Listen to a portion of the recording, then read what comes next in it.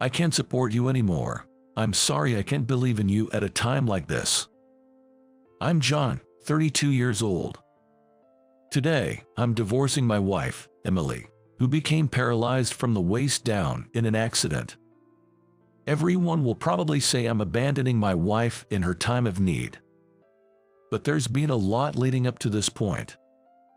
We've been struggling for years to have children. Once we decided to get fertility tests at a specialized clinic, we discovered it was her side issue, making it less likely for us to have a child. Emily cried and apologized to me every day. I didn't know what to say to her, and we both became depressed. During these dark days, more misfortune struck us. We met in a college ski club. On the bus to the ski camp with club members. Is this seat taken? Please, have a seat. Emily, a junior member, sat next to me. We quickly got close, talking about skiing, and even after returning from the camp, we started meeting up and hanging out at college. 3 years after graduating from college, we get married and were blessed by our friends from the club. Life should have been perfect, but we couldn't have a child. 5 years into our marriage, and still no child, Emily began to panic. Hey, Claire from our club is becoming a mom. Now I'm the only one from our circle without a kid. That was all she talked about recently. But there wasn't much we could do about it. So, we bravely went to a fertility clinic to find out if there was any problem. But the Dr. Alexander's words were harsh. There's nothing wrong with you, sir. However, your wife has severe endometriosis. It's difficult for her to conceive in this condition.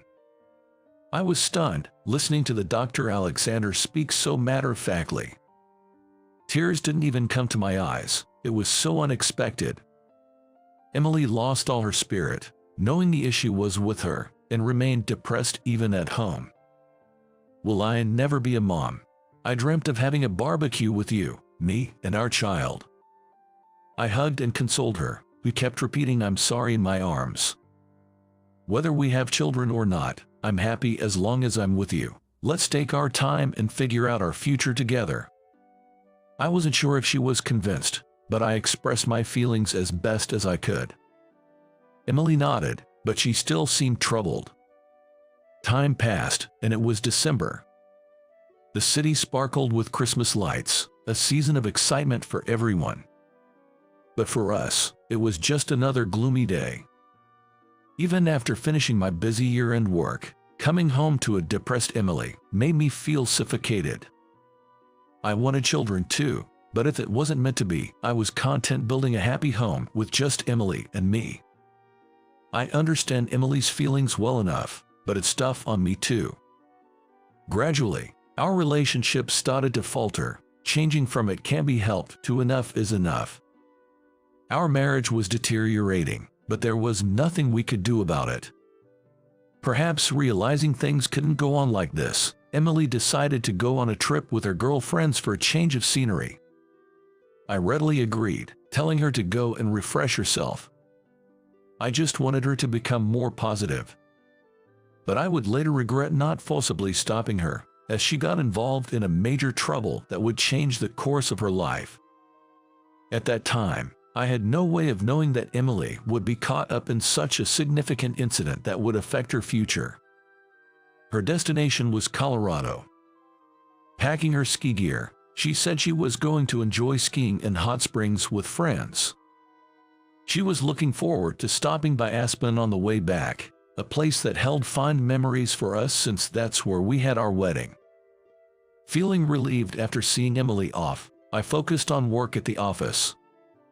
That's when I received a call from an unfamiliar number. Hello, is this John's phone?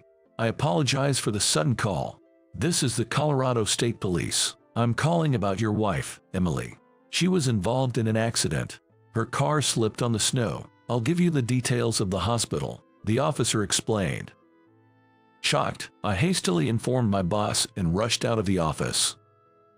Emily, who waved goodbye so cheerfully, in an accident. A slip on the snow. It couldn't be a minor injury if the call wasn't from Emily herself. All I could hope for was her survival as I boarded the train to Aspen. When I stepped off at Aspen Station, a cold wind hit my face like a slap, surrounded by a blanket of snow. Completely different from the scenery in New York, I huddled up due to the cold. I caught a taxi waiting at the station's roundabout and rushed to the hospital. Arriving at the hospital in a panic, I was greeted by several nurses and police officers. "John, your wife is currently in the ICU," a nurse said that, leading me to where Emily was. Through the ICU glass, I saw Emily, her body connected to numerous tubes, and I immediately realized the gravity of the situation, my anxiety intensifying. The reality in front of me crushed all my hopes that this was a lie. Tears streamed down my face, too overwhelmed to wipe them away. After the nurses finished explaining, 2 police officers started their briefing. "John, can we explain the details of the accident?" Their hesitant manner made me uneasy. "Your wife was with a male passenger. Were you aware of that?" I was stunned, hardly believing what I was hearing. "A man." "Emily?" "No. I thought she was with girlfriends. Is that not the case?" That was all I could manage to ask. "Emily meeting another man?" I was certain she had planned a trip with her girlfriends, but now she was involved in an accident with a lover. Seeing my silence, the officers seemed flustered. "If you weren't aware, it's okay. Thankfully, the male passenger only had minor injuries and has already been discharged. Now, all we can do is wait for your wife's condition to stabilize." They said and left. Left behind, I sat on a bench, my head in my hands. What was going on? What was Emily doing? Why did she lie to me? I must have sat there dazed for quite some time. Then, from a distance, I faintly heard someone calling. "Is Emily's husband here? She's regained consciousness." Hearing the nurse's voice eager to share the good news, I snapped back to reality. Hurrying to Emily's side, I saw her in pain, trying to tell me something. "John, I'm really sorry." She murmured this to me, barely conscious. "It's okay, don't worry. Stay strong, Emily." I encouraged her frantically, forgetting what the police officer had told me. Later, I was called by Dr. Shelton for an explanation. Can my wife recover fully?"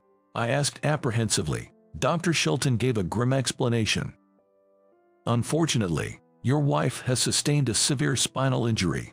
It's highly likely she'll be paralyzed from the waist down. So, she won't be able to live as before. Most likely, she'll need a wheelchair. Given her current condition, I was prepared, but it was still a major injury that involved a risk to life. Actually, it was almost a miracle that she survived." I felt utterly devastated as it plunged into darkness. Since then, I visited Emily in the hospital every weekend, supporting her through rehabilitation. When she could eat by herself, I mustered up the courage to ask her something that had been troubling me. "Emily, I need to ask you something. Who were you with on the day of the accident?" Emily froze for a moment, clearly troubled. "I'm sorry, I can tell you, it was someone I shouldn't have been with. I did something really foolish." Finally, Emily made a statement that seemed like an admission of her affair. And that single sentence became the decisive factor in my decision to divorce. I had planned to support her, regardless of her physical challenges, if she had been innocent. But if she had betrayed me, I couldn't imagine spending the rest of my life with her. I finally brought up divorce. She was shocked, but ultimately agreed. Only her father, my father-in-law, tried to persuade me to reconsider. Despite his repeated pleas, I politely refused and decided to divorce. Emily and I, who had once loved each other so deeply and married. Yet, when it came to parting, it was all severed abruptly. 3 years have passed since I divorced Emily. It took a long time to recover. Ever since that day, Christmas time, with its bright lights and festive mood, became a trauma for me. I would sigh, looking at the happy couples, trying not to be a nuisance as I walked by. Feeling pitiful and miserable, I was suddenly stopped by a stranger. "Excuse me, are you John?" Suddenly, I was stopped by an unfamiliar man. Turning around, I saw a man I had never met before. "This is our first meeting. I'm a childhood friend of your ex-wife, Emily." Emily. That was a name I hadn't heard in a long time, and I was both surprised and confused. "Sorry, actually, I was the man she came to meet in Aspen that day." His revelation hit me like a hammer. What? This man was with Emily. His sudden confession boiled my blood. "What do you mean? You've turned my life upside down. Emily's condition is irreversible. How dare you approach me?"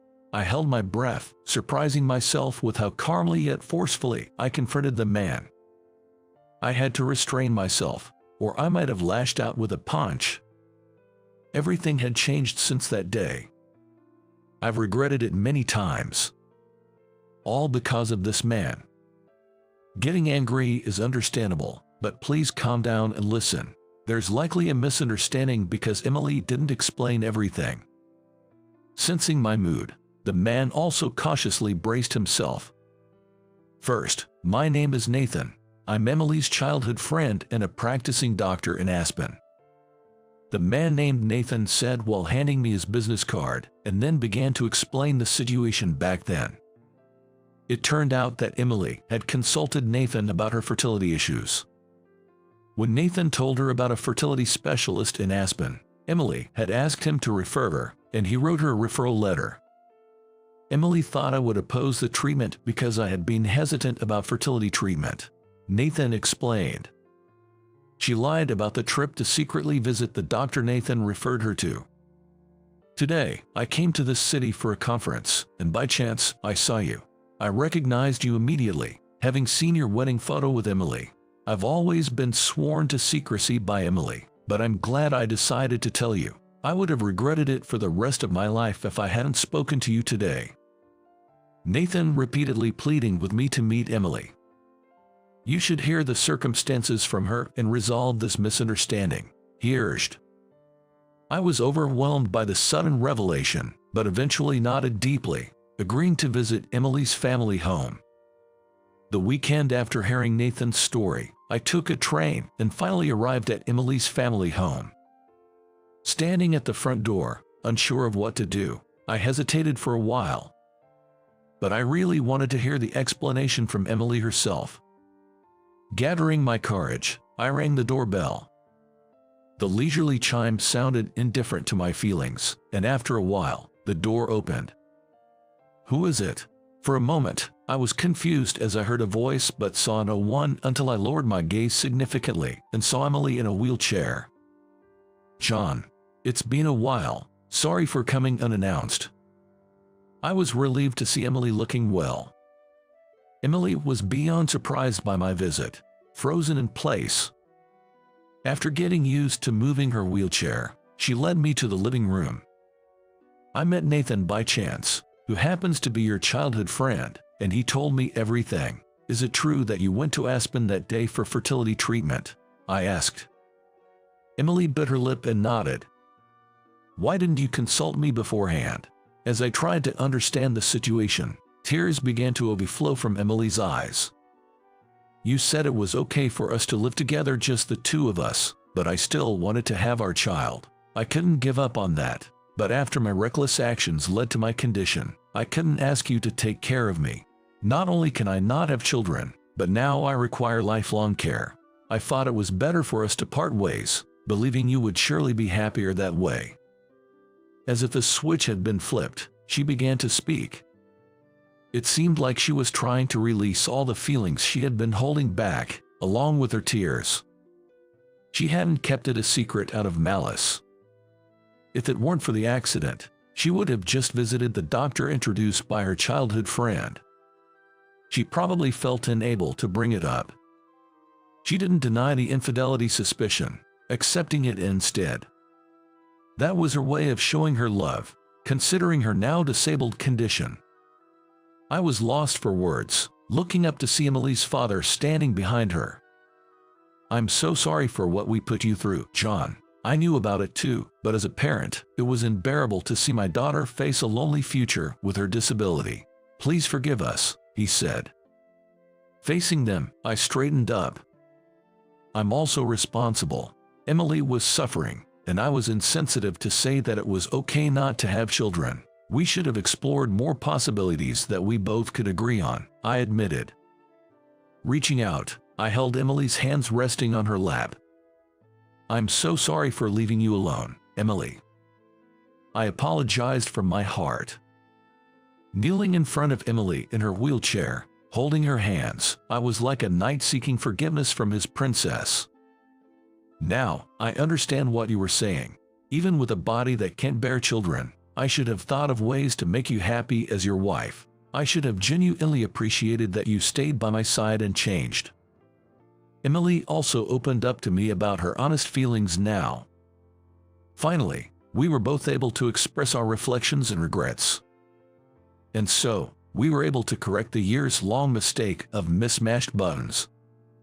Several years later, we remarried. We both regretted the divorce and still had love for each other. It's not easy, but I want to try again.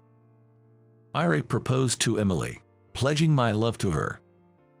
Emily was happy but remained puzzled until the end by her need for care. I faced each of her fears one by one, discussing solutions together. We renovated our home for accessibility, and when I'm not around, we rely on a caretaker. Even if we can't have children, we wanted to live together.